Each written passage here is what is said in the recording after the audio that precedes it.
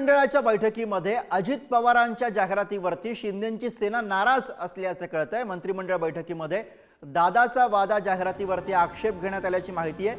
मुख्यमंत्र्यांचं नाव वगळून दादांनी श्रेय कसं घेतलं असा सवाल शिंदेंच्या शिवसेनेने केलाय। जाहिरातीवरती दादा भुसे त्याचबरोबर दीपक केसरकर यांनी सुद्धा आक्षेप घेतल्याची माहिती सध्या पुढे येते। मंत्र्यांच्या आक्षेपानंतर फडणवीसांकडून मध्यस्थी झाल्याची बातमी सध्या हाती लागलेली आहे आणि याच विषयी आपण अधिक बोलूया। उमेश करंजकर आपले प्रतिनिधी सध्या सोबत आहेत।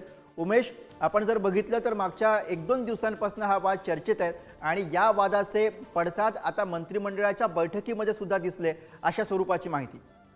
गुरु, राज्य सरकारची अगदीच महत्त्वाकांक्षी योजना मुख्यमंत्री लाडकी बहीण योजना ही आहे आणि ह्या योजनेची राज्यभरात राज्य सरकारकडून प्रमोशन सुरू आहे।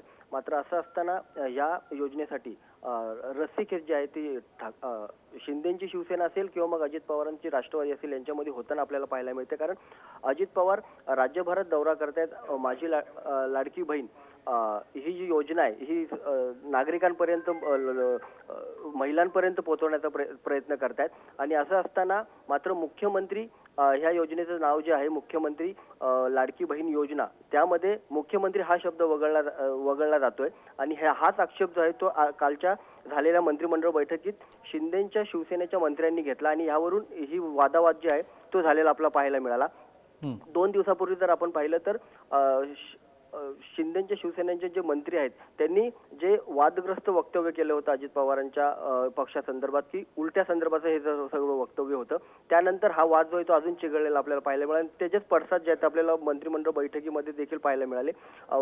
अजित पवारांकडून मुख्यमंत्री हा शब्द वगळला जातो यावर आक्षेप घेण्यात आला होता। तर अजित पवार बरोबर आहे उमेश, त्यामुळे महायुतीमधला हा वाद आता कुठवर जातो हे पाहणे अत्यंत महत्त्वाचं असेल। धन्यवाद या सगळ्या सविस्तर माहिती आणि विश्लेषणासाठी।